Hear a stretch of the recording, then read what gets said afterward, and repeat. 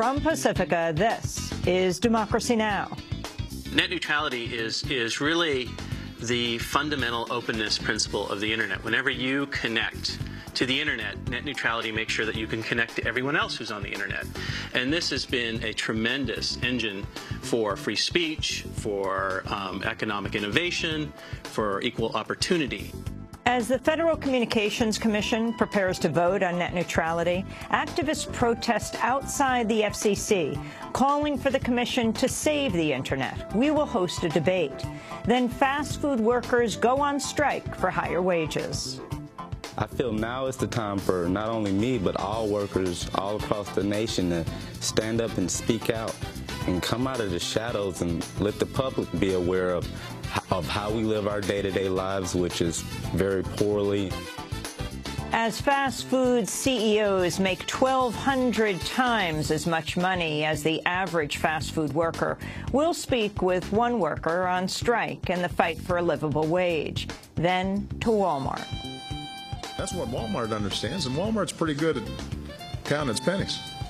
Just days after President Obama spoke at a Walmart, over 1,800 warehouse workers in California settle a major wage theft lawsuit against Walmart and one of its largest contractors. All that and more coming up.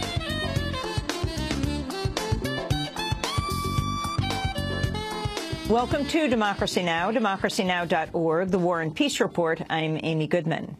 Nigeria has apparently ruled out talks of a prisoner swap with the Boko Haram to free the more than 260 schoolgirls held captive for over a month. A Nigerian minister had opened the door to freeing the girls in return for releasing the group's prisoners. But on Wednesday, British Minister Mark Simons said Nigerian President Goodluck Jonathan has precluded negotiations. The President made very clear to me that he wasn't prepared to negotiate with Boko Haram for the exchange of the abducted girls and prisoners. But what he also made very clear to me is that he wanted his government to continue a dialogue to make sure that a solution could be found and that security and stability could return to northern Nigeria for the medium and the long term. The news comes as the Boko Haram has carried out a new attack near the school in Chibok, where the girls were seized, killing 4 Nigerian soldiers. A group of villagers, meanwhile, have reportedly killed and detained scores of alleged Boko Haram fighters in an ambush. The U.S. is flying jets and unpiloted drones over Nigeria as part of search efforts for the missing girls. But it has yet to provide that information to the Nigerian government because the two sides have yet to work out an intelligence sharing agreement. The death toll from the mining disaster in western Turkey has reached at least 282, the worst ever mining accident in Turkish history. The number could rise, with hundreds still missing. Turkish unions are holding a one-day strike today in protest of what they call lax government oversight. The International Labor Organization says Turkey has the world's 3rd highest rate of worker deaths.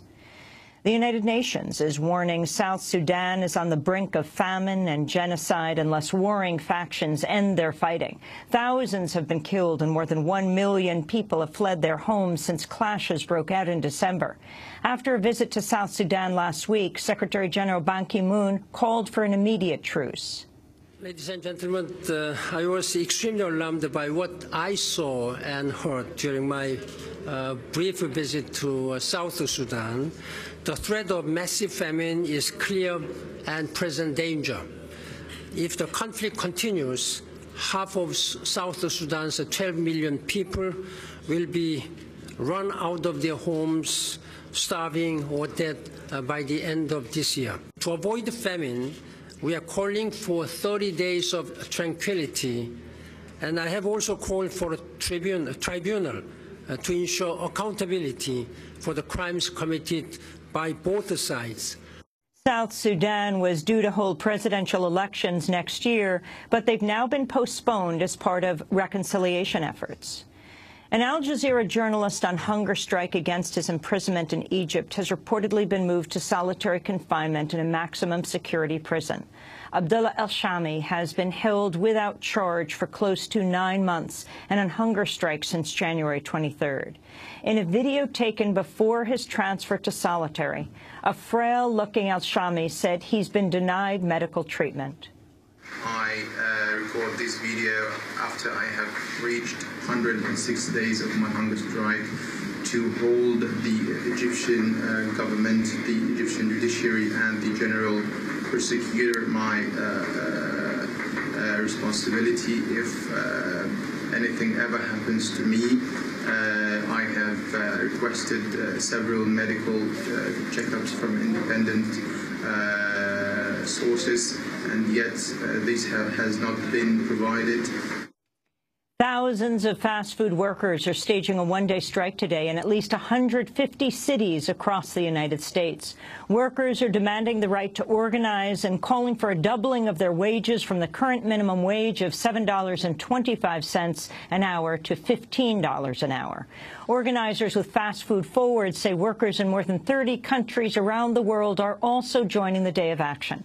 We'll have more on today's fast food strike later in the broadcast. Thousands of people have been evacuated in Southern California amid raging wildfires. A local emergency has been declared in San Diego County, which is enduring 100-degree weather and dry winds. Around 10 fires have burned an estimated 15,000 acres so far. Same-sex marriages will begin in Idaho Friday after a federal judge denied a state request for an injunction.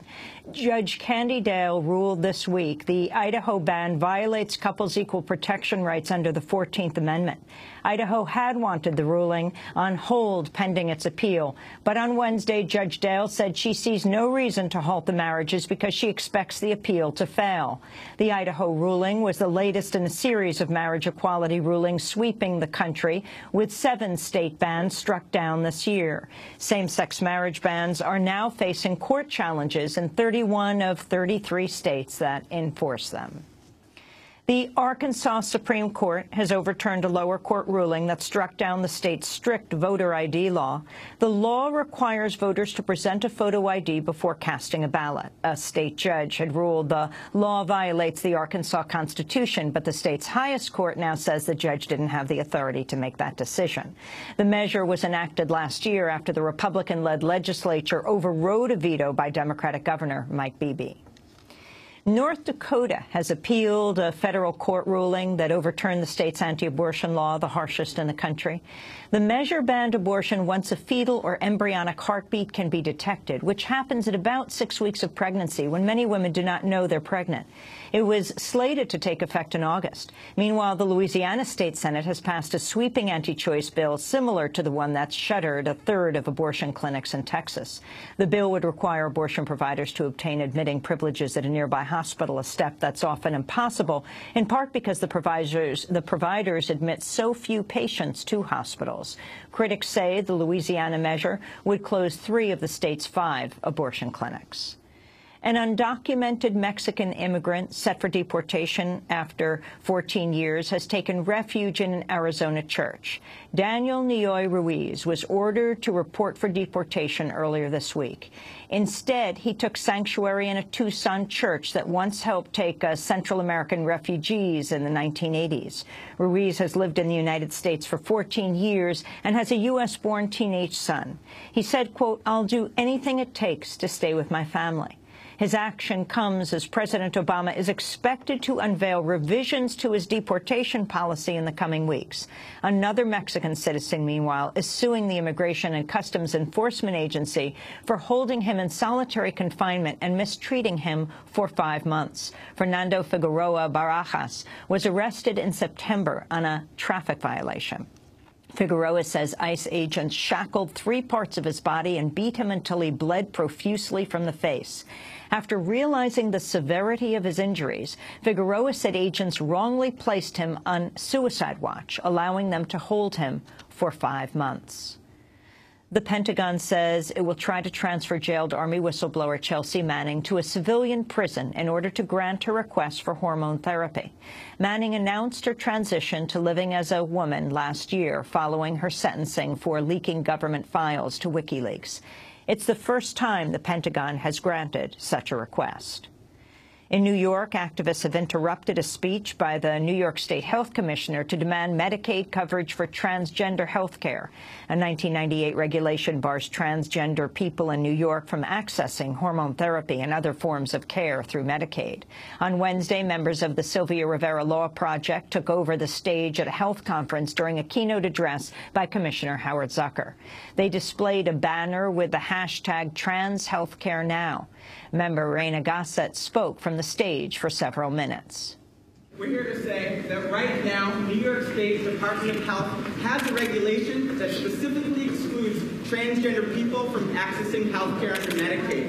Commissioner Howard Zucker has the power to change that. Please join us in demanding that Commissioner Zucker, the Department of Health, end discrimination against transgender people in the great state of New York. In a possible victory for transgender rights at the federal level, the Department of Health and Human Services is expected to announce an end to Medicare's blanket ban on sex reassignment surgery.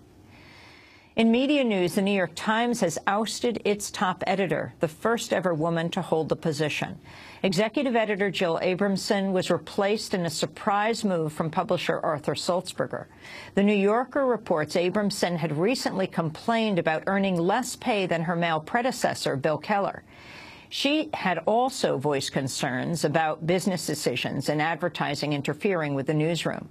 Abramson has been replaced by managing editor Dean Baquet, who becomes the first African-American to take up the post. While working at the Los Angeles Times, Baquet was accused of quashing a story on the involvement of phone companies in the Bush administration's domestic surveillance program. Baquet received complaints from top U.S. intelligence officials at the time, but says that played no role in his decision. And the French photojournalist Camille Lepage has died while covering the conflict in Central African Republic. Lepage's body was found murdered after French troops stopped a vehicle driven by Christian militants. Friends and colleagues say Lepage was dedicated to documenting Africa's overlooked conflicts. She was 26 years old. And those are some of the headlines. This is Democracy Now!, democracynow.org, The War and Peace Report. I'm Amy Goodman.